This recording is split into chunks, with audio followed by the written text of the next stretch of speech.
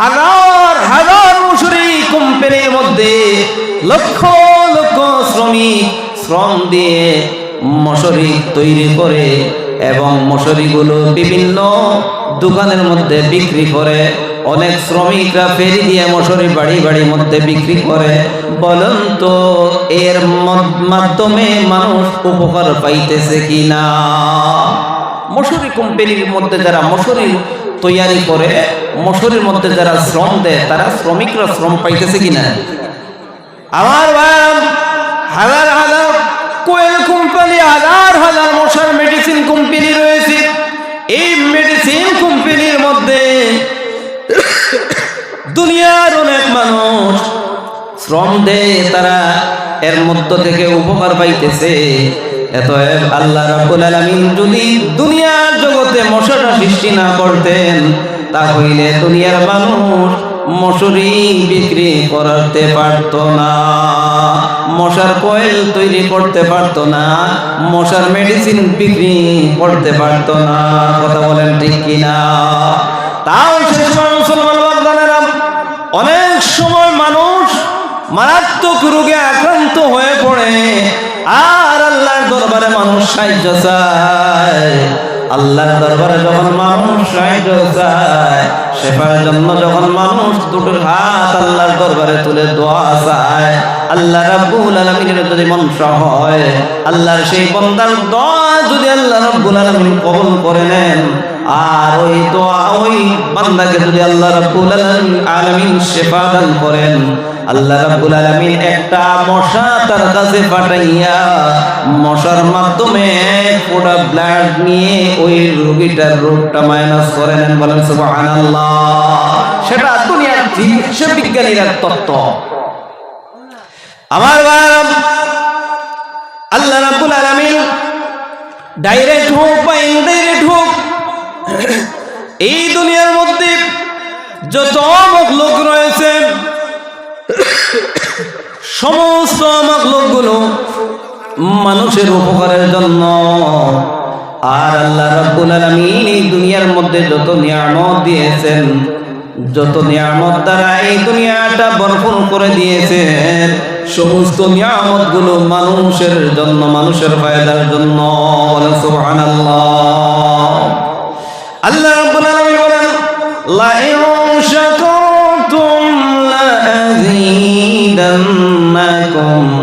ওয়া লা ইন কাফারতুম ইন্না আযাবি লাশাদীদ। আমার যে সকল বান্দারা আমার জমিনের উপর আমার দেওয়া নিয়ামত পাইয়া, আমার দেওয়া নিয়ামত পাইয়া আমার দরবারে শুকরিয়া আদায় করবে, আমার প্রশংসা করবে, আমার গোলামি করবে, আমি আল্লাহ রাব্বুল আলামিন আমার সেই সকল বান্দাদের জন্য আমার নিয়ামতগুলো আরো দ্বিগুণ বাড়িয়ে দেই। বলেন সুবহানাল্লাহ। আর আমার যে সকল বান্দারা আমার জমিনের উপর আমার দেওয়া নিয়ামত পাইয়া, আমার দেওয়া নিয়ামত খাইয়া আমার সঙ্গে নিমুখারামি করবে, কৃপণতামি করবে, আমার না শুকর আদায় করবে, আমার সঙ্গে বখিলতামি করবে, আমার সঙ্গে না ফরমানি করবে, সেই সকল বান্দাদের কাছ থেকে আমার নিয়ামতগুলো আমি ছিনিয়ে নিয়ে যাই এবং আমি তাদের উপর আযাব বর্ষিত করি। বলি নাউযুবিল্লাহ। আমার মুসলমান বান্দারা, আল্লাহ রাব্বুল আলামিন কেমন নিয়ামত এই দুনিয়ার জগতের মধ্যে আপনার আমার জন্য দিলেন। ও মুসলমান বান্দারা, আমরা যদি একবার লক্ষ্য করি, একবার যদি আমরা চিন্তা করি, একবার যদি ফিকির করি, দুনিয়ার জমিনে আমরা জন্ম নেওয়া থেকে মৃত্যুর আগ মুহূর্ত পর্যন্ত এই দুনিয়ার জগতে আল্লাহ রাব্বুল আলামিনের দেওয়া নিয়ামত অক্সিজেন, যেই অক্সিজেনটা আমরা কেমন ব্যবহার করতে পারি।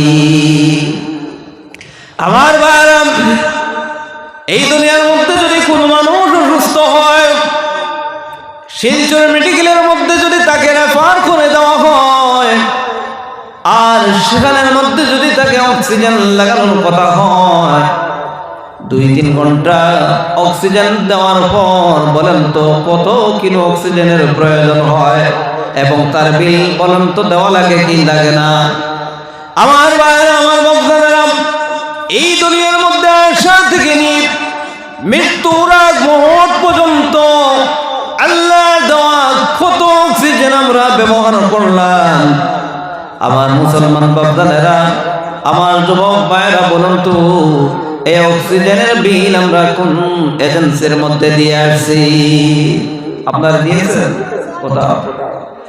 এই অক্সিজেন আল্লাহ রাব্বুল আলামিন ফ্রিতে আপনার আমার মৃত্যুর আগ মুহূর্ত পর্যন্ত আপনার আমার জন্য অক্সিজেনটা আল্লাহ রাব্বুল আলামিন ফ্রি করে দিয়ে দিলেন। কারণ আমার বান্দা আমার দেওয়া অক্সিজেন পাইয়া, আমার দেওয়া হায়াত নামক দুনিয়ার জগতের মধ্যে পাইয়া আমার বান্দা দুনিয়ার জমিনে বেঁচে আমার গোলামি করবে। বলেন সুবহানাল্লাহ। আমার বান্দারা, আমরা ওই জায়গাটা আলোকিত করার জন্য কতগুলো লাইট আমরা ব্যবহার করেছি। এই লাইটগুলো অবশ্যই আমরা এই লাইটগুলোর বিল আমরা দেওয়া লাগবে। কথা বলেন ঠিক কিনা? কিন্তু মুসলমান বাপদানেরা, রাত এবং দিনের পার্থক্য বোঝাবার জন্য আল্লাহ রাব্বুল আলামিন রাত এবং দিন বানালেন। আকাশের মধ্যে যে সূর্যটা আপনাকে আমাকে দিয়েছেন আপনার আমার খেদমতের জন্য। মুসলমান বাপদানেরা, এই সূর্যের বিল আমরা কখনো দেওয়া লাগে না। আল্লাহ রাব্বুল আলামিন ফ্রিতে এই সূর্যটা আপনার আমার জন্য আলোকিত করে এই জগতের মধ্যে আল্লাহ রাব্বুল আলামিন রাত এবং দিন সিস্টেম করে দিয়েছেন। বলেন সুবহানাল্লাহ। শুধুমাত্র আমার বান্দা আমার দরবারে ইবাদত করবে, আমার গোলামি করবে, আমার উপাসনা করবে। এই জন্য মুসলমান বাপদানেরা, কত দামি দামি পার্টস দিয়ে আল্লাহ রাব্বুল আলামিন আপনাকে আমাকে দুনিয়ার জগতে মানুষ বানাইলেন। মুসলমান বাপদানেরা, বেশি দূরে যাওয়ার দরকার নয়। আল্লাহ রাব্বুল আলামিন কত বড় বড় নিয়ামত দ্বারা আপনাকে আমাকে দুনিয়ার মধ্যে মানুষ বানাইলেন। আপনার আমার অঙ্গের মধ্যে কত বড় বড় নিয়ামত রয়েছে। আমরা যদি একবার এক একটা নিয়ামতের প্রতি যদি আমরা একটু লক্ষ্য করি, আল্লাহ রাব্বুল আলামিন বলেন, দুনিয়ার মধ্যে বান্দা তোমাকে আমি আল্লাহ রাব্বুল আলামিন যতদিন পর্যন্ত হায়াত দিয়েছি, আমি তোমাকে যে একটা চোখ নামক নিয়ামত দিলাম, ওই চক্ষু নামক নিয়ামতের যদি শুকরিয়া আদায় করতে থাকো, তোমার হায়াত নামক সময় পর্যন্ত শুকরিয়া আদায় করতে থাকলে শুকরিয়া আদায় করা শেষ হবে না। বলেন সুবহানাল্লাহ। আমার বান্দা, এই দুনিয়ার মধ্যে আল্লাহ রাব্বুল আলামিন অনেক মানুষকে অন্ধ বানাইলেন, অনেক মানুষ আল্লাহ রাব্বুল আলামিন বোবা বানাইলেন, অনেক মানুষ আল্লাহ রাব্বুল আলামিন দুনিয়ার জগতে পাগল বানাইলেন, অনেক মানুষ আল্লাহ রাব্বুল আলামিন দুনিয়ার জগতে পঙ্গ বানাইলেন। মুসলমান বাপদানেরা, যেই মানুষটার পাও নাই সেই বুঝতে পারে পাওয়ার কেমন দাম। যেই মানুষটার হাত নাই সেই মানুষ বুঝতে পারে দুনিয়ার জগতে হাতের কেমন দাম। যেই মানুষটার চক্ষু নাই সেই মানুষ বুঝতে পারে চক্ষুর কেমন মূল্য। যেই মানুষটার ব্রেনের মধ্যে সমস্যা, যেই মানুষটা পাগল, বাকি মানুষ বুঝতে পারে তার ব্রেনটা কত দামি। আল্লাহ রাব্বুল আলামিন এই পার্টগুলোর মূল্য বোঝাবার জন্য, এই নিয়ামতগুলোর গুরুত্ব বোঝাবার জন্য আপনার আমার সামনে মানুষ পাগল আমরা দেখতে পাই, অন্ধ দেখতে পাই, বোবা দেখতে পাই, আথুর দেখতে পাই। মুসলমান বাপজানেরা, তাদের প্রতি আমরা চিন্তা করে আমরা আল্লাহর প্রকৃত গোলাম হওয়া দরকার। বলেন ঠিক কিনা? মুসলমান বাপজানেরা, আল্লাহর ওলিরা এমনিতে আল্লাহর ওলি হন নাই। আল্লাহর ওলিদের অন্তরের মধ্যে সঠিকভাবে তাকওয়া ছিল, আল্লাহর সৃষ্টি জগতের প্রতি তাদের চিন্তা এবং ফিকির ছিল, আল্লাহর ওলিদের প্রতি অন্তরের মধ্যে ভয় ছিল, আল্লাহর রাসূলের প্রতি পরিপূর্ণ প্রেম মহব্বত ছিল, আল্লাহর প্রতি আল্লাহর ওলিদের অন্তরের মধ্যে সঠিকভাবে ভালোবাসা ছিল এবং অন্তরের মধ্যে তাকওয়া নিয়ে প্রত্যেকটা আমল করতেন। মুসলমান বাপজানেরা, এজন্য তারা আল্লাহর প্রকৃত ওলি হয়ে দুনিয়া থেকে বিদায় নিয়ে গেছে। আমার মুসলমান বাপজানেরা, তার জ্বলন্ত প্রমাণ বলক শহর নামক একটা জায়গা ছিল। সেই জায়গার একজন বাদশা ছিলেন, তেনার নাম ছিল ইব্রাহিম বিন আদহাম রহমাতুল্লাহি তাআলা আলাইহি। বাদশা ইব্রাহিম বিন আদহাম রহমাতুল্লাহি তাআলা আলাইহির জবানায় বাদশার অন্তরের মধ্যে চিন্তা এসে গেল, এই জগতের এই জায়গার একজন প্রেসিডেন্ট আমি, এই মুহূর্তে যদি আমার মৃত্যু হয়, আমি অন্ধকার কবরের মধ্যে আমি কি নিয়ে যাব? অন্ধকার কবরের মধ্যে আমি যেতে হবে, এবং আমি দুনিয়া থেকে অন্ধকার কবরের মধ্যে কি নিয়ে যাব? তা তো আমি আজ পর্যন্ত আমার সামান নাই, আমার পুঁজি নাই। আমার আল্লাহ পাককে কিভাবে পাওয়া যায়? এই জল্পনা কল্পনা অন্তরের মধ্যে বাদশা ইব্রাহিম বিন আদহাম রহমাতুল্লাহি তাআলা আলাইহির অন্তরের মধ্যে চিন্তা এসে গেল। বাদশা ইব্রাহিম বিন আদহাম রাতের গভীরে, একদিন রাতের গভীরে গড়ে গিয়ে বাদশা ইব্রাহিম বিন আদহাম বিশ্রাম নিয়ে পড়লেন। চোখের মধ্যে ঘুম আসে নাই, একটু আরাম নেওয়ার জন্য হঠাৎ বাদশা ইব্রাহিম বিন আদহাম রহমাতুল্লাহি তাআলা আলাইহি শুনেন ঘরের ছাদের উপর কে জানে একজন লোক টুন টুন টুন টুন আওয়াজ দিয়ে হাঁটি।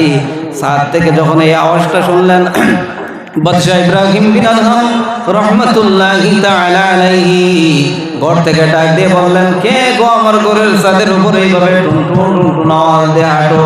ছাদ থেকে আওয়াজ দিল, ও বাদশা ইব্রাহিম বিন আদহাম, আমি একজন রাখাল আপনার ঘরের ছাদের উপর আসলাম। যখন এই কথা শুনলেন, বাদশা ইব্রাহিম বিন আদহাম রহমাতুল্লাহি তাআলা আলাইহি ডাক দিয়ে বললেন, আরে বেটা রাখাল, তুমি কেন গভীর রাতে আমার ঘরের ছাদের উপর আসলা? ছাদ থেকে আওয়াজ দিল, ও বাদশা, আমার একটা হারানো ঘোড়া তালাশ করার জন্য আপনার ঘরের ছাদের উপর আসছি। বাদশা আরো রাগান্বিত হয়ে গেলেন যে আশ্চর্য ব্যাপার, মানুষের ঘরের ছাদের উপর হাজারো বার চেষ্টা করলে কি হারানো ঘোড়া পাওয়া সম্ভব হয়? তখন বাদশা ইব্রাহিম বিন আদহাম রহমাতুল্লাহি তাআলা আলাইহি ডাক দিয়ে বললেন, হে বেটা বুখা, মানুষের ঘরের ছাদের উপর হাজারো বার চেষ্টা করলে কি হারানো ঘোড়া পাওয়া সম্ভব হয়? বাদশা ইব্রাহিম বিন আদহাম রহমাতুল্লাহি তাআলা আলাইহি কে ডাক দিয়ে বলল, ও বাদশা ইব্রাহিম বিন আদহাম, আপনি ঠিকই বলেছেন, মানুষের ঘরের উপর হাজারো বার চেষ্টার পর হারানো ঘোড়া পাওয়া সম্ভব হয় না। ও বাদশা ইব্রাহিম বিন আদহাম রহমাতুল্লাহি তাআলা আলাইহি যেমন মানুষের ঘরের ছাদের উপর হাজারো বার চেষ্টার পর হারানো ঘোড়া পাওয়া সম্ভব হয় না, তেমনি ভাবে বাদশা ইব্রাহিম বিন আদহাম এই দুনিয়ার মধ্যে আল্লাহকেও সহজে পাওয়া সম্ভব হয় না, আল্লাহর গোলাম হওয়া সহজে হওয়া যায় না, যতক্ষণ পর্যন্ত আপনার এই চার আঙ্গুল কপাল, আল্লাহর এই চার আঙ্গুল কপাল দ্বারা যতক্ষণ পর্যন্ত আমার আল্লাহকে সাজদা না করবেন, যতক্ষণ পর্যন্ত এই চক্ষু আল্লাহর গোলামির মধ্যে না ব্যবহার করবেন, যতক্ষণ পর্যন্ত আপনার এই হাত আল্লাহর গোলামির মধ্যে ব্যবহার না করবেন, যতক্ষণ পর্যন্ত আল্লাহর দেওয়া জবান এই আল্লাহর দেওয়া জবানটা আল্লাহর গোলামির মধ্যে না কাটাইবেন, যতক্ষণ পর্যন্ত আল্লাহ রাব্বুল আলামিন এই দুনিয়ার জগতে আপনাকে হায়াত নামক যে সময়টা দিয়েছেন, এই সময়টা যতক্ষণ পর্যন্ত আল্লাহর গোলামির মধ্যে না ব্যবহার করবেন, ও বাদশা ইব্রাহিম বিন আদহাম, ততক্ষণ পর্যন্ত আমার আল্লাহকে পাওয়া সম্ভব হবে না। বলেন আল্লাহু আকবার। আমার মুসলমান, গভীর রাতে বাদশা ইব্রাহিম বিন আদহাম রহমাতুল্লাহি তাআলা আলাইহি এই নসিহতটা শুনে আশ্চর্য হয়ে গেলেন। বাদশা ইব্রাহিম বিন আদহাম রহমাতুল্লাহি তাআলা আলাইহি চিন্তায় পড়ে গেলেন। ঘরের দরজা খুলে ছাদের উপর তালাশ করে কিছুই দেখেন না। বাদশা ইব্রাহিম বিন আদহাম রহমাতুল্লাহি তাআলা আলাইহি এই ছোট্ট নসিহতটা শুনে বাদশার অন্তরের মধ্যে চিন্তা এসে গেল। পরের দিন আবার বাদশা ইব্রাহিম বিন আদহাম ওনার নিজ দায়িত্ব পালন করে রাতের গভীরে যখন বিছনায় একটু আরাম নেওয়ার জন্য শুয়ে পড়লেন, আবার শুনেন বাদশা ইব্রাহিম বিন আদহামের ঘরের ছাদের উপর কে জানি একজন লোক টুন টুন টুন টুন আওয়াজ দিয়ে হাঁটে। বাদশা ইব্রাহিম বিন আদহাম ঘর থেকে ডাক দিয়ে বললেন, কে আমার ঘরের ছাদের উপর এইভাবে টুন টুন টুন টুন আওয়াজ দিয়ে হাঁটো? ছাদ থেকে আওয়াজ দিল, ওগো বাদশা ইব্রাহিম বিন আদহাম, আমি একজন মুসাফির আপনার ঘরের ছাদের উপর আসছি। বাদশা ইব্রাহিম বিন আদহাম রাগান্বিত হয়ে ডাক দিয়ে বললেন, রে বেটা মুসাফির, এত বড় সাহস, এত বড় ক্ষমতা তোমাকে কে দিল? তুমি একজন মুসাফির লোক আমার ঘরের ছাদের উপর আসলা। ছাদ থেকে আওয়াজ দিল, ওগো বাদশা ইব্রাহিম বিন আদহাম, আমি যেমন মুসাফির আপনিও তো তেমন একজন মুসাফির। বাদশা ইব্রাহিম বিন আদহাম তো যুক্তিটা মানেন না, বললেন আমি এই বাড়ির মালিক, আমি আবার কিভাবে মুসাফির হই? তুমি অনেক দূর থেকে এসেছো, হয়তো তুমি মুসাফির হইতে পারো। বাদশাকে বলে আপনিও তো মুসাফির। ডাক দিয়ে বলল, ওগো বাদশা ইব্রাহিম বিন আদহাম, আমি যুক্তি দিই আপনাকে, আমি বুঝিয়ে দেব, আপনিও যেন এই বাড়ির মধ্যে একজন মুসাফির। বাদশা ইব্রাহিম বিন আদহাম ডাক দিয়ে বললেন, বলো তো তোমার যুক্তিটা কেমন? বাদশাকে ডাক দিয়ে বলল, ওগো বাদশা, এবার আপনি বলুন আপনার পূর্বে বাড়ির মালিক কে ছিলেন? বাদশা ইব্রাহিম বিন আদহাম ডাক দিয়ে বললেন, আমার পূর্বে বাড়ির মালিক ছিলেন আমার বাবা। আবার বাদশাকে ডাক দিয়ে বলল, বাদশা বলো তো আপনার বাবার পূর্বে বাড়ির মালিক কে ছিলেন? বাদশা ইব্রাহিম বিন আদহাম রাহমাতুল্লাহি তাআলা আলাইহি জবাব দিলেন, আমার বাবার পূর্বে বাড়ির মালিক ছিলেন আমার দাদা। এবার ডাক দিয়ে বলল, ও বাদশা ইব্রাহিম বিন আদহাম, এবার বলুন আপনার পরে বাড়ির মালিক কে হবে?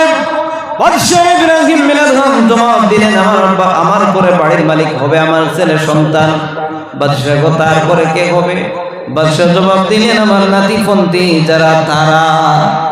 এবার ডাক দিয়ে বলল, গো বাদশা ইব্রাহিম বিন আদহাম, যেই বাড়ির মধ্যে আপনার দাদা চিরজীবন থাকতে পারলেন না, সেই বাড়ির মধ্যে আপনার দাদার হাতের নারকেল গাছটা আজ পর্যন্ত বিদ্যমান, কিন্তু আপনার দাদা বাড়ির মধ্যে নয়, আপনার দাদা এই বাড়ি ছেড়ে অন্ধকার কবরের মধ্যে।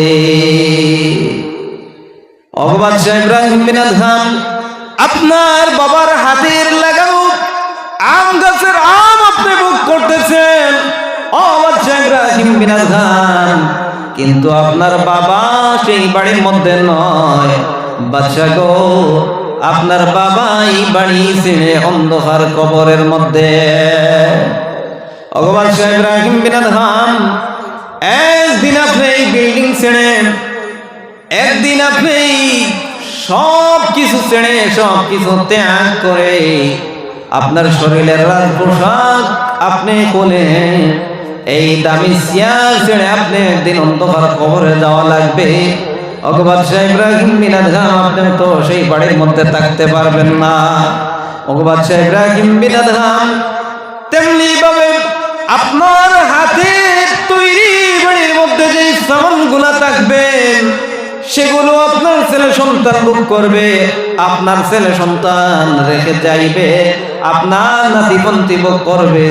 ওগো বাদশা ইব্রাহিম বিন আদহাম, এবার বলুন তো এই বাড়ির মধ্যে আপনি একজন মুসাফির নাতে কি হন? ওই দুইটি নসিহত বাদশা ইব্রাহিম বিন আদহাম রাহমাতুল্লাহি তাআলা আলাইহির ইতিহাস বলে পাওয়া যায়। বাদশা ইব্রাহিম বিন আদহাম এই ছোট্ট দুটি নসিহত শুনে বাদশা সব ত্যাগ করে জঙ্গলের মধ্যে গিয়ে শেষ পর্যন্ত বাদশা ইব্রাহিম বিন আদহাম জামানার মুজাদ্দিদ একজন ওলি হয়ে আল্লাহ তৈরি জান্নাতের মেহমান হয়ে দুনিয়া থেকে বিদায় নিয়ে গেছেন। বলেন সুবহানাল্লাহ। এইজন্য মুসলমান বান্দা, আমরা অনুসরণ করতে হবে আল্লাহর ওলিদেরকে। আল্লাহর ওলিদের সম্পর্কে আমরা সবসময় সম্পর্ক রাখতে হবে। কথা বলেন ঠিক কিনা? আল্লাহর ওলিদের সঙ্গে সম্পর্ক রাখতে হবে, উলামায়ে কেরামদের সঙ্গে সম্পর্ক রাখতে হবে, সাহাবায়ে কেরামদেরকে অনুসরণ করতে হবে, আল্লাহর রাসূল সাল্লাল্লাহু আলাইহি ওয়াসাল্লামকে আমরা অনুসরণ করতে হবে। আর আল্লাহ রাব্বুল আলামিনের হুকুম মেনে দুনিয়ার হায়াত নামক সময়টা আমরা কেটে যাইতে হবে। বলেন ঠিক কিনা? আমার ভাই, আমরা অতি সংক্ষেপের মধ্যে শুনে নিলাম আল্লাহ রাব্বুল আলামিন দুনিয়ার মধ্যে আপনাকে আমাকে পাঠাইলেন আল্লাহর গোলামির জন্য। এবার মুসলমান বান্দারা, আল্লাহ রাব্বুল আলামিন মানুষ দুনিয়ার জগতের মধ্যে পাঠাইলেন, কিন্তু মানুষকে তো আল্লাহ রাব্বুল আলামিন হায়াত নামক সময় দিয়েছেন। কথা বলেন ঠিক কিনা? আল্লাহ রাব্বুল আলামিন বলেন আল্লাযী খালাকাল মাউতা ওয়াল হায়াতা লিয়াবলুয়াকুম আইয়ুকুম আহসানু আমালা। আমার মুসলমান বান্দারা, আমার যুবক ভাইরা, আল্লাহ রাব্বুল আলামিন এই দুনিয়ার মধ্যে আপনাকে আমাকে হায়াত নামক সময় দিয়েছেন এবং মওত দান করেছেন।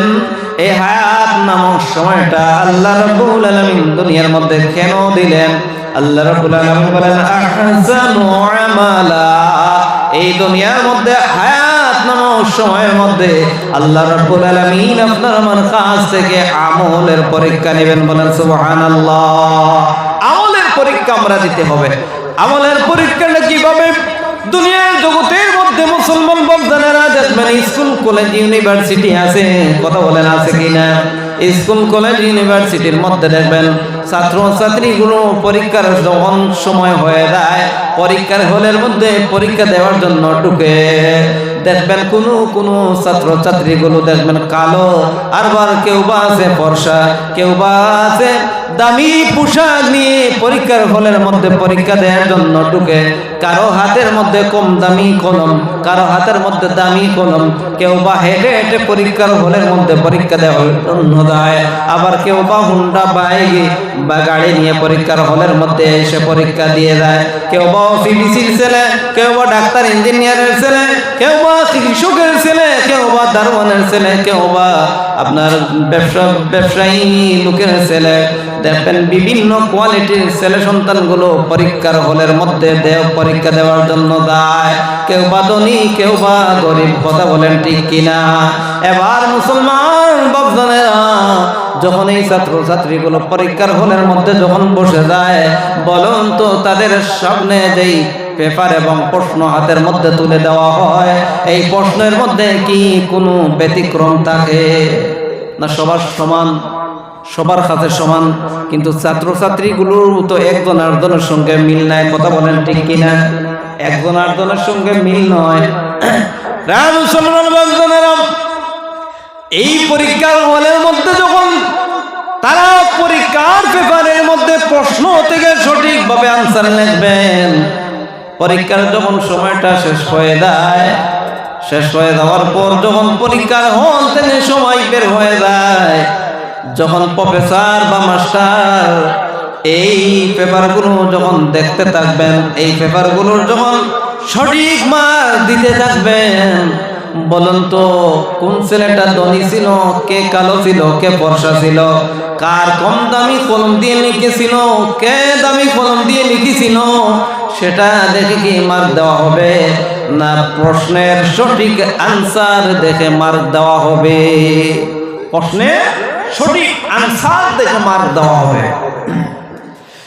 তেমনি ভাবে মুসলমান বাপদাদেরা, এই দুনিয়ার মধ্যে আল্লাহর বান্দা কেউ বা ওসি, কেউ বা ডিসি, কেউ বা এমপি, কেউ বা এমএলএ, কেউ বা জেলা পরিষদ, কেউ বা মেম্বার, কেউ বা চেয়ারম্যান, কেউ বা দারোয়ান, কেউ বা প্রফেসর, কেউ বা ডাক্তার, কেউ বা ইঞ্জিনিয়ার, কেউ বা কৃষক, কেউ বা শ্রমজীবী, কেউ বা কালো, কেউ বা ফর্সা, কেউ বা ধনী, কেউ বা গরিব, কথা বলেন ঠিক কিনা?